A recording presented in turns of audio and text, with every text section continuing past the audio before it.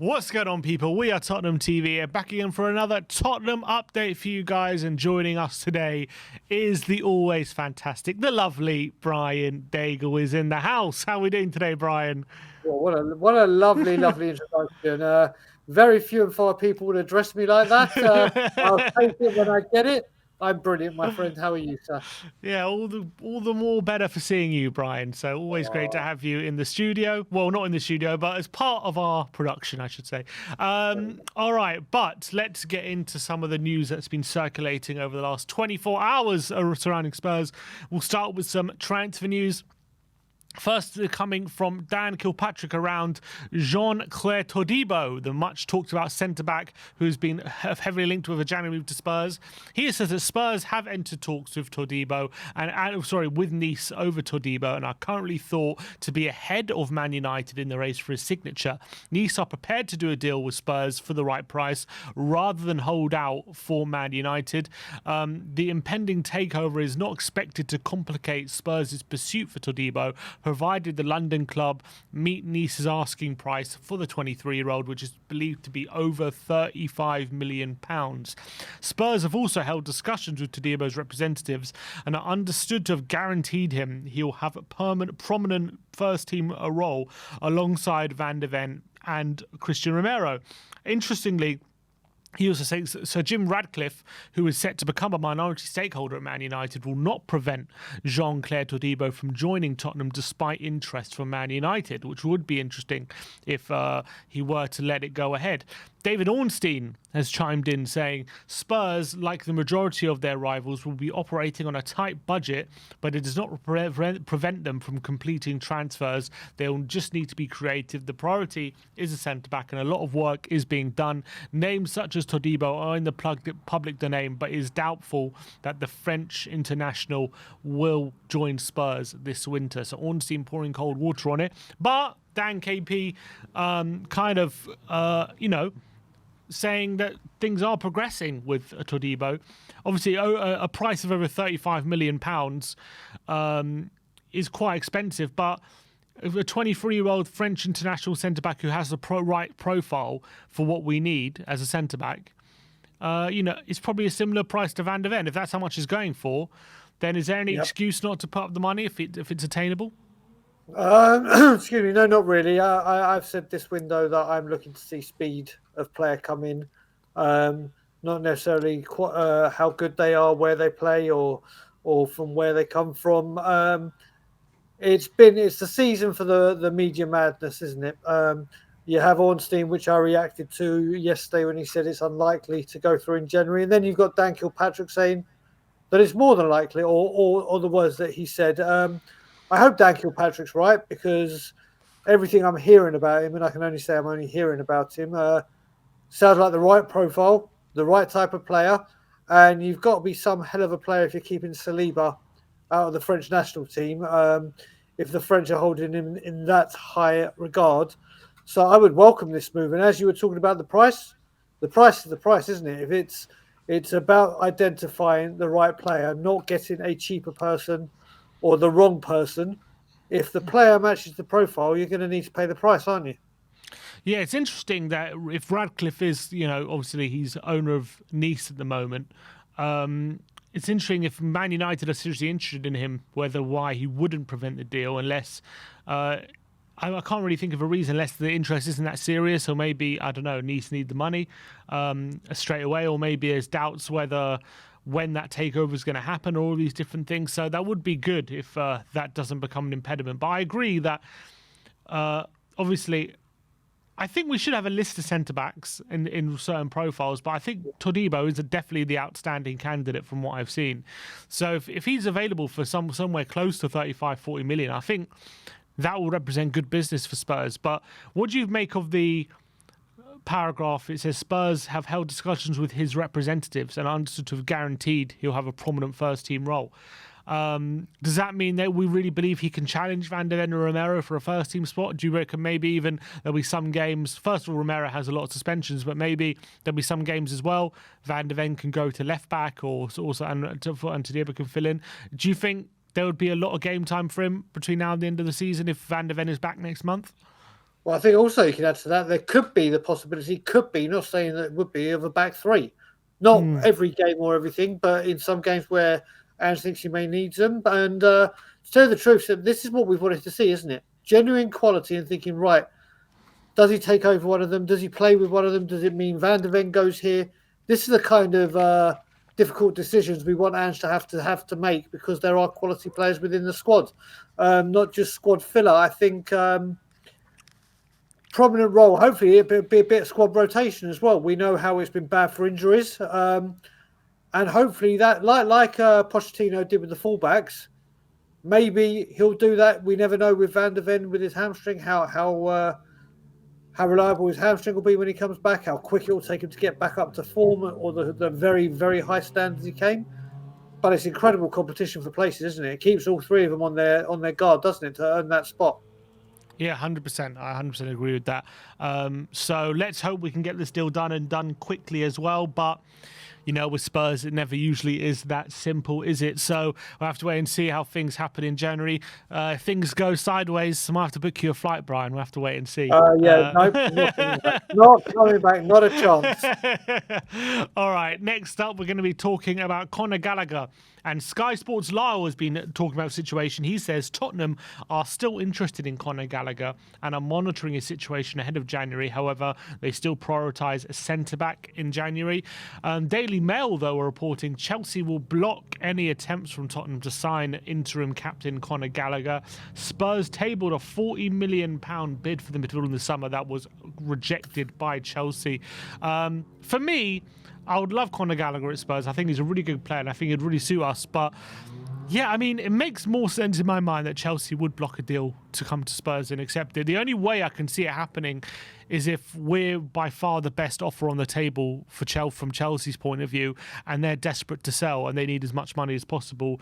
And maybe we're just more willing to outbid everyone, and on that front, it could go our way. But I just don't. I think if all being equal, if there are other offers on the table, I think Chelsea will probably end up rejecting a Spurs deal. Yeah, I mean, we're going to have to see what happens with this deal here. This came out, obviously, that it's about to be blocked. Again, this could be media nonsense. It could be media madness just to circulate stories. I was saying yesterday that I don't think it's a viable option. He's the captain of Chelsea Football Club. And them not wanting to do business with us. But like I said, they need money, don't they? They need money. And if they see players and they need to raise some capital, then they know they can come to us, or there's an option there with our interest to go for him. But yeah, I was surprised to see this even spoken about with Chelsea wanting to deal with us of all teams. And I just can't see this one going any further. Okay. We'll see what happens in January. Maybe things can change, but we'll see what kind of opportunities turn itself up in terms of this kind of deal. Next up is from Ange Postecoglou in his press conference. He was asked about if Spurs will be busy with transfers in January. He says, I don't really know. It's one of those things. January is a fairly tricky month in terms of clubs doing business, but we've got guys in the background working on it.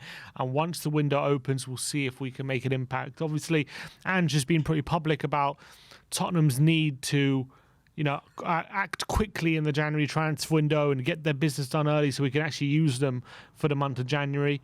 But is there anything you can really read into that answer from Ange Postecoglou for you? Oh, you had to do this to me, didn't you? The Friday before Christmas. It had to be done. Like you said, all I will say is that Andrew's constantly said, I want my deals done early. I want it done. He's been very, very, very vocal about it. That's the only barometer I'm personally judging this window on, to say if he's been backed or if it's successful. If our manager has listened to and players come in early, I really hope they do. But we hear this season after season when it comes to January. Porro took ages for various reasons. Bentancur and Kulusevski on the last day. We had the Daily Porro at We Are Tottenham TV last year. It was the Daily Adama the year before that. I just hope this time next month we're not talking about the Daily, whoever it may be, at We Are Tottenham TV with the updates. I hope we do things early and we learn. Those quotes do concern me, though. Yeah, I think maybe he's just, being realistic about the situation. I think we all know that nothing usually works out perfectly in January in terms of quick business, getting your targets in early and that kind of stuff, especially for Spurs anyway. So maybe he's not wanting to put all his eggs in that basket, but let's hope it can be a good January for us, because I think if we can have a good January, then second half of the season, considering the points gap there currently is, if we can, keep within there or thereabouts within the top 4 or top 3 even come the second half of the season or come February, then if we've got a few signings through the door, then who knows what's possible come second half of the season. The way we're playing football, we've shown consistency as well. So I really hope that January becomes a really good month for us, but we'll have to wait and see. It's never usually that easy. The last story comes from Tottenham themselves making a statement, and their statement is following the judgment by the European Court of Justice regarding the Super League. Spurs have made a statement regarding their involvement in the Super League. Obviously, Spurs agreed to join the Super League back in 2021, but due to the massive amount of backlash from fans across the Premier League, they ended up pulling out and the whole thing did collapse. There was a court case surrounding whether the Super League, the forming of the Super League, was a legal endeavour or not. And the judgment basically was that the Super League is legal. So they do have the right to make a Super League, and it's up to the clubs whether they want to join it. But Spurs have made a statement saying that following today's ruling by the European Court of Justice regarding the Super League, we should like to confirm that our position has not changed. We remain committed to the values of European football, and we will continue to work with fellow clubs and the ECA and participate in UEFA competitions. Pochettino was asked about it, about the Super League, and he said that I always think that these concepts they're always done in a room with people who sometimes are detached from what is good, from what the game is all about. And he asked about whether he wants Spurs to join the Super League. He said he defers to the club's statement. In terms of the Super League itself, following that ruling, there was an announcement about a reforming of the Super League, a new reformatting, sorry. And how the new formatting goes is it'll be 64 teams, 3 divisions, a star, gold and blue divisions with promotion and relegation in all 3 divisions. There'll be 14 games each season per team, 7 home games, 7 away games. It will be an open competition, and then there'll be 2 phases. There'll be a league format, there'll be a league, and then a playoff, I'm guessing, following the conclusion of the league. So I don't know how they work out 14 games. I don't know if that's 14 league games and a playoff, or 14 games altogether. I don't know. But what's your reaction to that statement from Spurs regarding that? Very middle of the road. There's been teams that have said outright, we're not joining it. End of. That's it. End of. Spurs have done what many teams have done, not just Tottenham, where they've been very, very middle of the road. I'm sure if a lot of the big boys turn around and go, no, actually, we will be in it, their allegiance may change. But that's with a lot of teams. This isn't just solely at Spurs. I'm really against the Super League. I really, really am. So I'm hoping Spurs and other clubs stick to their guns, and it does not happen. For me, I was definitely against the Super League back in 2021. I agree. I completely agree with that. It was, I thought the way that was formatted and the way it was put together was a complete closed shop, and I thought it was terrible. This is a bit different. They're saying it's going to be based on domestic league form, whether you qualify, and there's going to be promotion and relegation. So it's a bit more in the right direction. I don't know if it's totally what, because if you're in the, say, whatever it's called, the gold division, then the star division, it's going to be unlikely you're ever going to drop out the Super League, isn't it? Because you're going to have to get relegated 2 divisions before you drop out. So it is going to, I wouldn't say effectively a closed shop, but in terms of people who are able to join the Super League, from not being in any of those three divisions, it does seem it will be difficult. Won't be that many clubs going in and out of it, unless I don't know. I need the full description, I guess. But if it's going to be a lot more open and it's going to be going to have availability to other teams, being able to qualify for it via the league, I'm not against it, because I'm not a massive fan of UEFA either. I don't think UEFA cares too much about fans or anyone like that. I think they take us for a ride as well. I think they've priced a lot of people out of the game, and I think as well that they keep adding competitions, and I just don't think they're massively, they're great for the game either. So I don't mind competition, but I just felt like the last time in 2021 it was 100% a closed shop. It was these teams are in the Super League, they're permanent members, that's it, and it was going to completely kill the domestic league. I felt how it was formatted last time. This time does seem a bit different. I guess I need to know more details before I'm absolutely made up my mind whether I care about it that much or not. But if it's going to be based on domestic league form, whether you qualify, then I'm not too against it. So where I stand with this series, I think the competition itself and the way the competition has been sold and the package and what it is a lot better than what we were previously given and what the rules were, and no relegation. But you look at it now, and we have fans, not just Spurs fans, but I'm going to use Spurs as the example, where we've had our fixture changed for Everton to a 12:30 on a Saturday. So it means fans having to travel earlier or stay overnight, the added expense and everything that goes with it. Well, you add this. I know Spurs fans like your good self travel at home abroad home away Europe, but there's a lot more of that involved. I think this is going to have a severe knockdown on the Premier League. And when I say that, I only mean because the teams that are in that, whether it's a league format or not, are going to solely concentrate on that a hell of a lot more. So when it comes to resting players, the Premier League is going to become the competition that players are rested in, like we do now, or some teams do with the Carabao Cup or the FA Cup. I think the Premier League gets watered down. I think it has a knock-on effect. So whereas the format is obviously a lot better than the last one, I still think there are loads of red flags with this.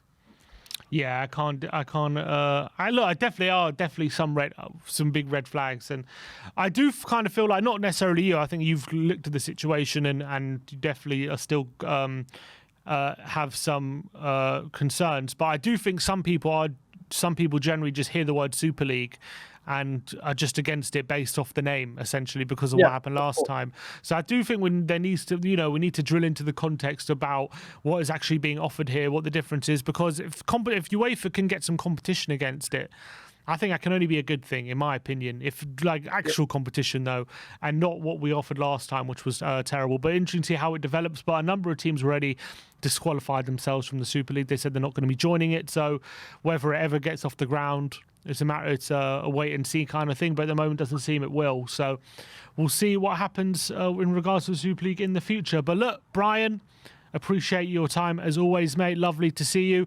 Go check out Tottenham on Tour. The link will be in the description if you want to check out Brian Daigle and his channel.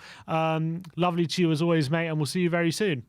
You certainly will, brother. You'll see me on the fan show, even though you won't be there. You'll be at the game, and just enjoy, everyone, the holiday season, and enjoy time spent with family and loved and near ones. All right. Lovely to you as always.